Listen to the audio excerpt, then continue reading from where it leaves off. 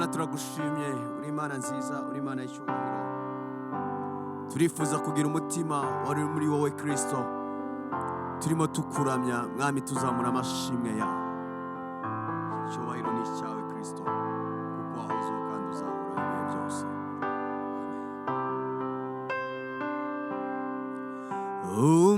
Umutima wanjye wagukiye kukuramya mukiza, w'isoko y'ibyiza n'iby'igikundiro n'ibishimwa byose. Ndagandutse ndamanutse nciye bugufi ushizwe hejuru. Umutima wanjye wagukiye kukuramya mukiza, w'isoko y'ibyiza n'iby'igikundiro n'ibishimwa byose.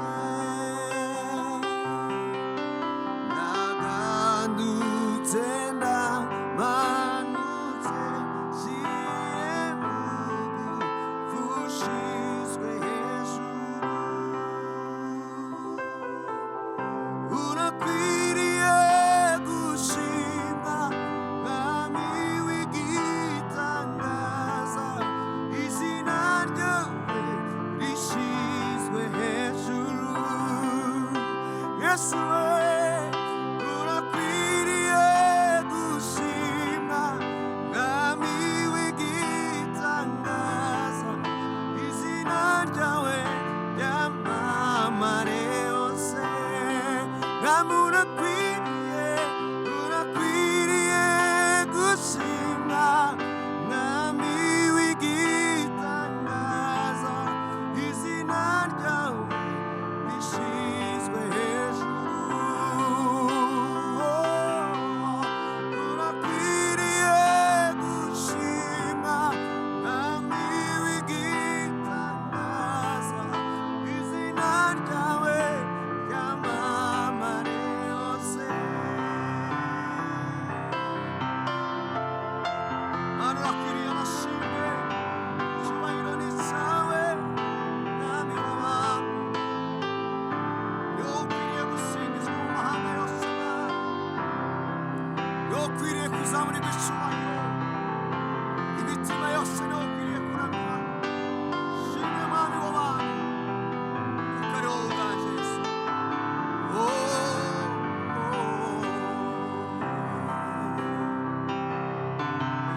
Urakwiriye gushimwa mwami w'igitangaza, izina ryawe rishyizwe hejuru.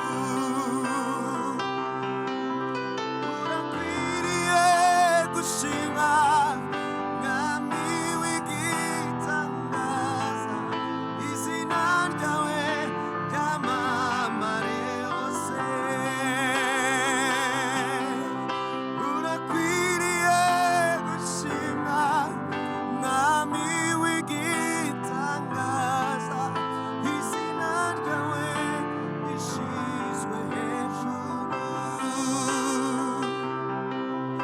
Urakwiriye gushimwa mwami w'igitangaza, izina ryawe ryamamare hose.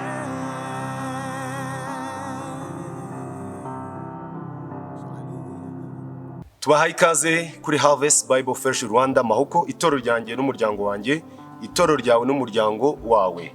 Itorero ni umuryango. Uyu munsi ni umunsi wa 10 w'amasengesho turimo y'iminsi 40, twifashishije igitabo cy'ubuzima bufite intego.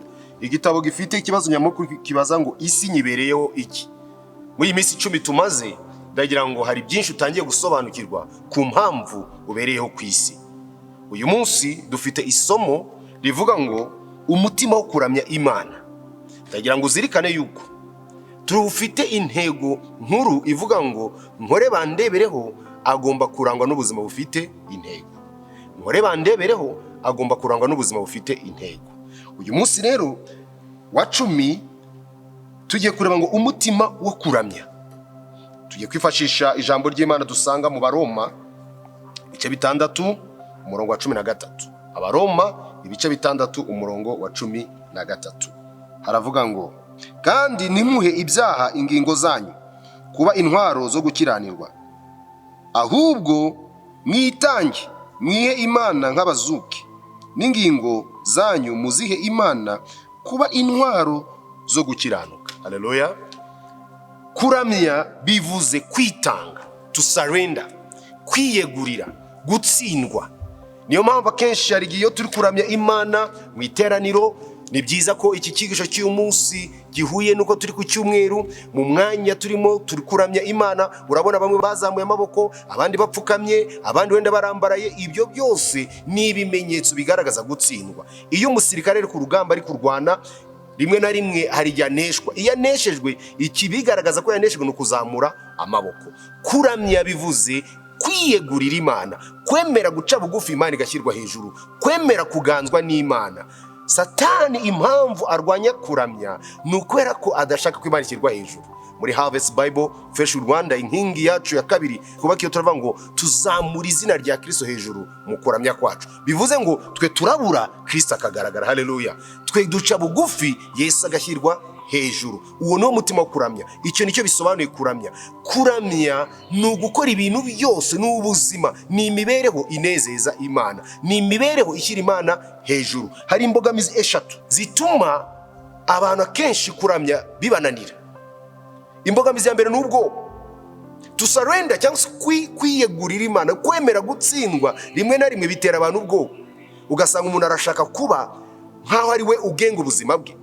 Iyo wiyeguriye Imana ubuvuze ngo Mana nguhaye ubuzima bwanjye ubugenge, unkoresha uko ushaka, aho unyobora ndajyaho, ibyo mbwira nibyo ndakora. Ibyo rero Satani ntabwo akunda ko abantu babikora, akunze guteramo abantu ubwo bagatinya, akabati si none ninjya muri ibi, ninkorera Imana, ninjya gusenga, ugasanga atangiye kugushyiramo ubwoba budatuma wiyegurira Imana. Kwiyegurira Imana ni ukwiha wese. Iyo inzitizi ya mbere ituma abantu badaramya Imana by'ukuri ni ugutinya Imana ikumara ubwoba. Inzitizi ya kabiri ni ukwishyira hejuru, kwiyemera, kwikakaza. Yesu yabwiye abigishwa be ngo ushaka kuba mukuru muri mwe abanza ace bugufi, aba umugaragu wa bagenzi be. Kuko uburyo bwo gushyirwa hejuru no guca bugufi. Satani mu gishukashukisha Adamu na Eva yarababwiye ngo niyo murya kwakira giti muramera nk'Imana. Adamu na Eva bariye ku mbuto bashaka kuba nk'Imana, muri make bishyize hejuru. Natwe uzasanga kenshi dushaka ngo bamenye ngo ninjye waririmbye, ninjye wabwirije, ninjye wakoze iki, ninjye. Oya, uwo ni umwuka wa Satani, uwo ni umwuka wo kwishyira hejuru, uwo ni umwuka wo kwiyemera. Niyo mpamvu hano niyo turi kuramya Imana, twaba turi kuririmba, twaba turi gutanga amaturo, ibyo bikorwa byose tubikora kugira ngo Kristo ashyirwe hejuru. Ibyo bikorwa byose tubikora ngo izina ry'Umwami Yesu Kristo ryamamare, twe tubure Yesu agaragare. Niyo mpamvu ndagusabira ngo Imana, niba wari ufite umwuka wo kwishyira hejuru, wo kwikakaza, wo kwiyemera, Yesu Kristo aze mu bugingo bwawe gucishe bugufi, maze aba ari ugaragara ashyirwe hejuru. Icyanyuma gituma rimwe na rimwe abantu bataramya Imana nk'imbogamizi n'ubujiji, kutamenya. Abantu benshi ntabwo bafata igihe n'umwanya kujya mu ijambo ry'Imana, kuko Yobu yaravuze ngo kuba Uwiteka nibwo bwenge, kandi kuva mu byaha niko kugira ute, kujijuka.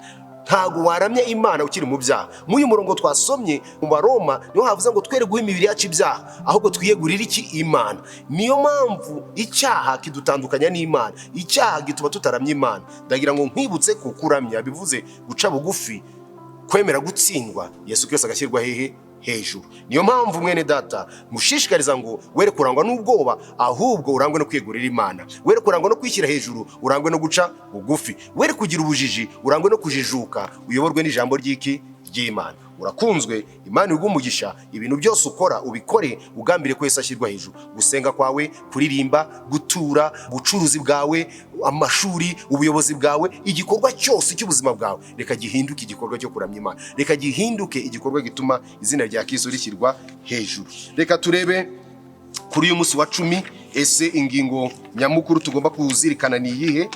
Kugira ngo tuyizirikane tuyigendereho, ndagira ngo tuyirebe iyo ngingo.